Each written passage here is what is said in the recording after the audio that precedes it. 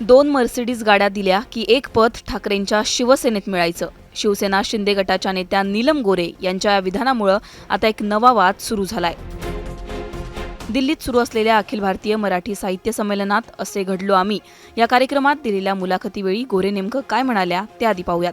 शिवाजी पार्कवरील सगळ्या कार्यक्रमांची तयारी एकनाथ शिंदे यांचेच लोक करायचे. प्रत्येक सभेला ठाण्यातून माणसं यायची आणि सगळी तयारी करायची. नेत्यांना संपर्कच नको असेल तर आपण तिथे किती टिकून राहावं, यावर नव्या मॅनेजरचा गल्ला गोळा करण्याचा प्रयत्न तेव्हापासून सुरू होता का, असं विचारताच गोरे म्हणाल्या, त्यांच्यावर ते ढकललं जात होतं. ठाकरेंच्या शिवसेनेत 2 मर्सिडीज दिल्या की एक पद मिळायचं. नीलम गोरेंच्या या आरोपांना आता स्वतः उद्धव ठाकरेंनी उत्तर दिलंय.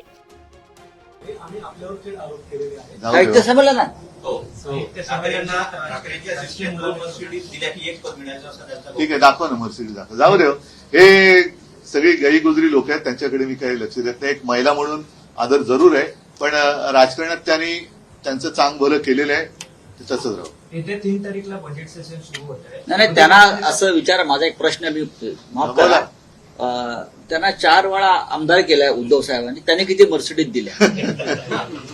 त्यांना उद्धव साहेबांनी आमच्याकडल्या महिला आघाडीचा विरोध असताना 4 वेळा विधान परिषदेचा आमदार दिलाय, उपसभापती केले. त्यांनी 8 मर्सिडीज दिल्यात का असेल तर त्या पावत्या वगैरे घेऊन हव्यात त्यांनी का? मर्सिडीज देणारे आरोप करणार आहेत ना, त्यांना म्हणा लाडक्या बहिणीला पैसे का नाही मिळाले ते बघा ना.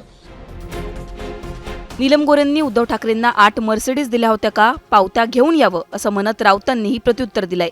मी अनुभवाच्या आधारे बोलले आहे. मी अजूनही अनुभव सांगणार असून बरेच लोक आमच्या पक्षात येऊन तेही त्यांचे अनुभव सांगतील, असं म्हणत गोरेंनी आपल्या विधानावर स्पष्टीकरण दिलंय. त्यामुळे आता नीलम गोरेंच्या या विधानाचे काय पडसाद उमटतात हे पाहणं महत्त्वाचं असणार आहे.